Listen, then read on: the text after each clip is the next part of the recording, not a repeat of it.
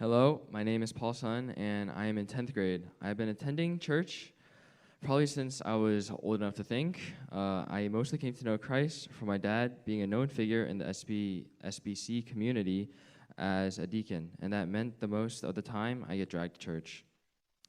Even if my choice to go to church was against my choice, this idea would stay in my head, but I would just accept the thought that I always had to go to church on Sundays. And I would not question why I need to go to church. The first instance when I started to really question why I need to go to church in the first place was when my mother was diagnosed with breast cancer.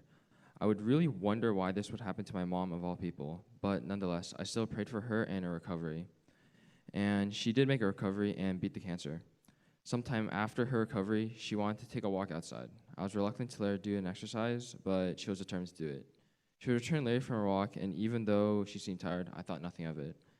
Fast forward some time, and her health was starting to decline for no reason. It would get so bad, we had to move her to another place because her condition was starting to get worse. During this time, I would watch the church live streams, but barely. I started to question God again. Why would this happen to her? Her health would keep declining, and through many painful days, she would pass due to her liver complications. At this point, I hated God. Why would he let something like this happen and feel so good?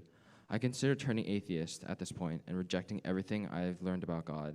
I would also blame myself for my mother's death because I was not more persistent on that one day from letting her stay. And because of this, I also started to turn suicidal. My biggest and worst mistake I made throughout this entire thing was that I didn't talk to anybody about it. I decided to keep everything in my head because I'm a man. I'm not supposed to talk to anybody. I'm supposed to keep everything to myself. And due to this really killed my emotions, and I started making a coping mechanism for myself. And I imagine my mom never actually died in the first place. And this was a really bad thing to do. And even though it did help me get over my suicidal emotions, I still questioned God from this point.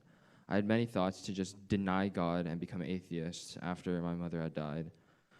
I continued my normal life, not telling anybody about my issues at all. The cycle would repeat until I was assigned to my house church. I was reluctant on going in the first few weeks. What's the point of talking to random church kids? They don't know what I've been through. My judgment was wrong. I learned from house church and how nice they are. I would stop sitting in the back of the sanctuary and start sitting with my house church more often. For others, they would probably have denied God if they wanted something similar to me.